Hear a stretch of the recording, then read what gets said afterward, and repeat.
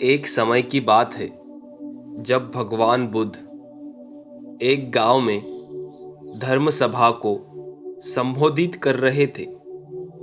कहीं दूर दूर से लोग अपनी परेशानियां लेकर आते और भगवान बुद्ध से अपनी परेशानियां बताते।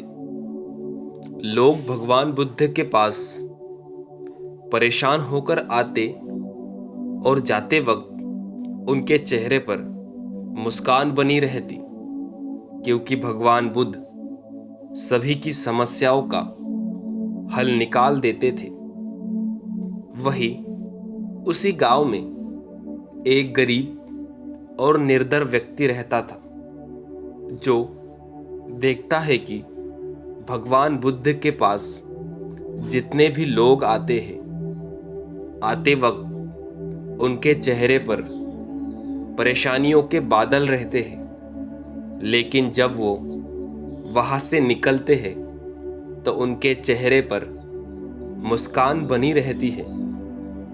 वह व्यक्ति सोचता है कि मैं इतना गरीब हूँ, तो क्यों ना मैं मेरी समस्या भगवान बुद्ध के पास जाऊँ और उन्हें बताऊँ, ताकि मेरी समस्या का वो हल निकाल सके और मेरी गरीबी को दूर कर सके। यह सोचकर वह व्यक्ति भगवान बुद्ध के पास जाता है और देखता है वहाँ पर लोगों की लाइन लगी हुई है।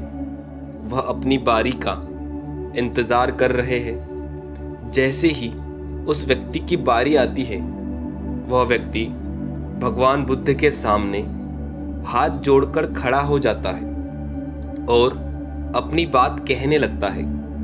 वह व्यक्ति भगवान बुद्ध के सम्मुख खड़ा होकर बुद्ध से कहता है, महात्मा, इस नगर में सभी लोग खुश हैं, सभी के पास धन संपदा है, मैं ही गरीब और दुखी क्यों हूँ? इस बात पर भगवान बुद्ध मुस्कुराकर कहते हैं, तुम इसलिए गरीब हो क्योंकि तुम किसी को कुछ नहीं देते। इस बात पर वह व्यक्ति कहता है, महात्मा, मेरे पास देने को कुछ नहीं, मैं खुद ही एक निर्धन व्यक्ति हूँ, भीख मांगकर अपना गुजारा करता हूँ। मेरे पास देने को भला क्या हो सकता है?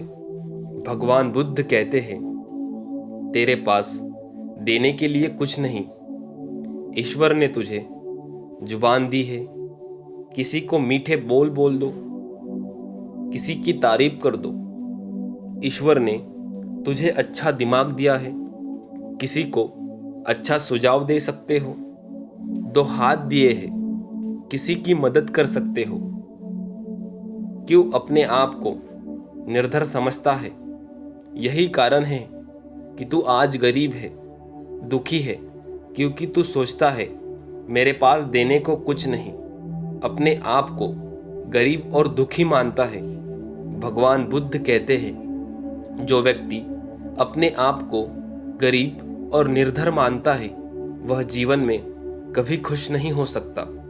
दोस्तों, बुद्ध ये भी कहते हैं, कभी भी अपने आप को निर्धन और गरीब ना समझे।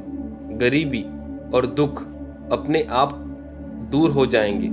यह बात सुनकर वह व्यक्ति प्रसन्न होता है और उसी समय अपने आप को प्रसन्न मानता है। दोस्तों, इस कहानी से हमें ये सीख मिलती है कि हम हमारे जीवन के बारे में या किसी चीज़ के बारे में जैसा सोचते हैं वैसा ही हम होते हैं।